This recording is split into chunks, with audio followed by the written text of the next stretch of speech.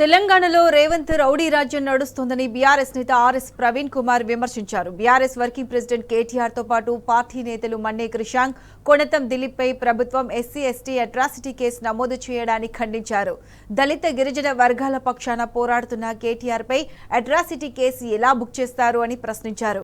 SC ఎస్టీలను నట్టేట ముంచిన రేవంత్ రెడ్డిపై అట్రాసిటీ కేసు నమోదు చేయాలని డిమాండ్ చేశారు. 10వ తరగతి ప్రశ్నాపత్రం లీకేజీ వ్యవహారాన్ని పక్కదారి పట్టించేందుకే కేటీఆర్ పై కేసు పెట్టారని ఫైర్ అయ్యారు. లీకేజీ మాఫియాకు కాంగ్రెస్ నాయకులకు ఉన్న సంబంధాలను ప్రజలకు చెప్పడం నేరమా అని నిలదీశారు. కేటీఆర్ దళితులను ఏమన్నారని, ఎక్కడ ఎవరిని దూషించారని అట్రాసిటీ కేసు పెట్టారన్నారు ఆర్ఎస్ ప్రవీణ్ కుమార్. లీకేజ్ వ్యవహారం వెనుక మరి విద్యాశాఖ మంత్రి మీరే కదా రేవంత్ రెడ్డి గారు. మరి దీని మీద పూర్తి స్థాయి విచారణకు ఆదేశించి దీని వెనుక ఎవరున్నారు, ఆ వేముల వీరేశం గారి మనుషులు ఉన్నారా లేకపోతే ఎవరు మనుషులు ఉన్నారా అనేది క్లియర్ గా మీరు మరి పూర్తి స్థాయి విచారణకు ఆదేశించి వాళ్ళ మీద కేసులు పెట్టి దీని లోతుల్లోకి పోవాలి కదా.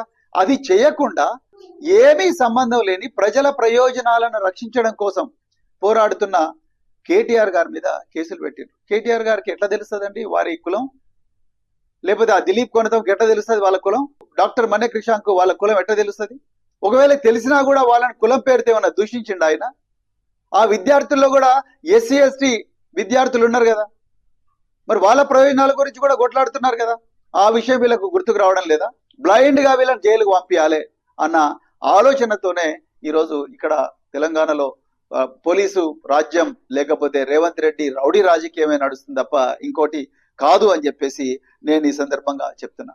ఇలా మరి కేటీఆర్ గారు చేసిన తప్పేంది? అసెంబ్లీ వేదికగా ఈరోజు తెలంగాణ ప్రభుత్వం కమిషన్ల సర్కారు నడిపిస్తా ఉన్నదని అడగడం తప్ప, లగచర్ల రైతుల గురించి పోరాడడం తప్ప, లేకపోతే ఎస్సీ విద్యార్థులకు స్టడీ సర్కిల్స్ లో అన్యాయం జరుగుతున్న విషయాన్ని గురించి మాట్లాడడం తప్ప, గురుకులాల్లో ఇప్పటి వరకు ఎస్సీ గురుకులాలు ఎస్టీ గురుకులాల్లో 84 మంది విద్యార్థులు చనిపోయినారు. వాళ్ళ ప్రాణాలను కాపాడడం కోసం మాట్లాడడం తప్ప, విద్యార్థుల భవిష్యత్తు గురించి మాట్లాడడం అట్రాసిటీ అవుతుందా? లేకపోతే ఈ గూడుపుటాని ఈ మాఫియా గ్యాంగ్ ఏదైతే పేపర్ లీక్ చేసిందో వాళ్లకు అక్కడ స్థానిక ఎమ్మెల్యే స్థానిక కాంగ్రెస్ నాయకులకు ఉన్న సంబంధాలను ప్రజలకు చెప్పడం ఏ విధంగా అట్రాసిటీ అవుతుంది? ఒకసారి తెలంగాణ ప్రజలు ఆలోచించాలి. నిజానికి అక్కడ ఎవరైతే డ్యూటీలో ఉన్నారో ఆ వాళ్ళ మీద ఎస్సీ ఎస్టీ కేసు పెట్టాలి. నిజంగా అక్కడున్న ఎమ్మెల్యే కానీ అక్కడున్న ఆఫీసర్లకు కానీ ఏమాత్రం నిజాయితీ ఉన్నా. కానీ ఈరోజు ఈ లీకేజ్ వ్యవహారం, విద్యార్థుల జీవితాన్ని నాశనం చేసే లీకేజ్ వ్యవహారం ఎక్కడ పెద్దగా అవుతుందో, ఎక్కడ తమకు తాకుతుందో అని చెప్పేసి ఇలా డైవర్షన్ యథావిధిగా రేవంత్ రెడ్డికి తెలిసింది ఒక్కటి పాలన చేత కాదు, డిసెప్షన్ అండ్ డైవర్షన్. మోసం చేయడము, పక్కదో పట్టించడం. అందులో భాగంగానే ఇవాళ కేటీఆర్ గారి మీద, మన్నే క్రిషాంక్ గారి మీద, దిలీప్ కొనతం గారి మీద మరి ఎస్సీ ఎస్టీ కేసు పెట్టింది. ఇంతకన్నా ఘోరం ఉంటుందా తెలంగాణలో? ప్లాన్ ప్రకారం చేస్తుంటే మరి ఇంటెలిజెన్స్ వ్యవస్థ ఎక్కడ పోయింది? స్థానిక స్పెషల్ బ్రాంచ్ పోలీసులు ఎక్కడ పోయినరు? వీటి గురించి ఎవరు మాట్లాడడం లేదు. ఈ ఆకతాయిలు ఎవరైతే ఉన్నారో, ఈ మాఫియా గ్యాంగ్ మెంబర్లు ఎవరైతే ఉన్నారో వీళ్ళందరూ కూడా స్థానిక కాంగ్రెస్ ఎమ్మెల్యే అనుచరులు అని చెప్పి సోషల్ మీడియాలో ఉండే ఆధారాలనే బీఆర్ఎస్ పార్టీ బయటపెట్టింది. ఇక్కడ ఎవరిని కులం పేరుతో దూషించలేదు కదా, అసలు వాళ్ళ కులం ఎవరికి తెలియదు కదా.